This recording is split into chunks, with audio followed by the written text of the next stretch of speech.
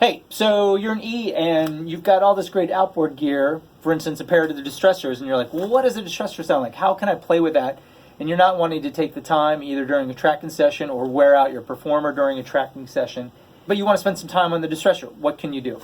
Well, you can take an existing Pro Tools session and use the hardware like it was a plug-in. So in this case, I've got a drum track.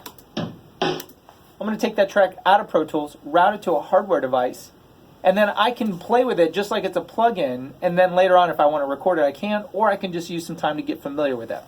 So how do I do that?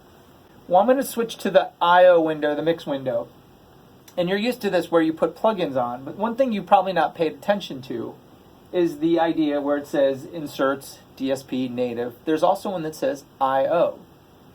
And what that means is input output. So whatever you select is going to be both your input and your output. It's an insert.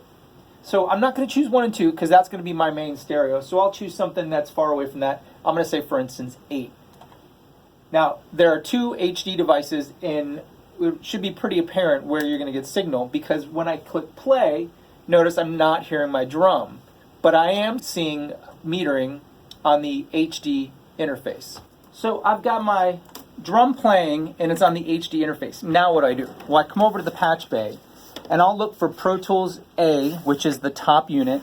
I've got 1 through 8 in, 1 through 8 out. So I chose 8, didn't I? So I'm going to go Pro Tools A out, which is going to be a 3rd patch bay, number 8. And I'm going to go to the distressor, 4th patch bay. And now I have signal in my distressor. Now I'm going to go out of the distressor, back into Pro Tools A in. So you can do that in any of the studios. If you know if it's the Pro Tools A or the Pro Tools B interface, and then you want to get into some of the hardware, for instance, pair of distressors, the UA1176, or the Warm EQ. Those are all accessible just as if it was a plugin in Pro Tools. So say I love that setting, what should I do? Right? Well, then what I would suggest doing is routing that track to a new audio track. So I could go up to, I could do it through the send or the channel output. Either is fine. I'll do it through channel output. So I'm going to route this to a new bus. Say bus 1, I'm doing the output. I have a mono track, so I'm just going to create a mono audio track. Set it to bus 1. I'm going to record enable. And now what I'm hearing is the distressor, just the distressor.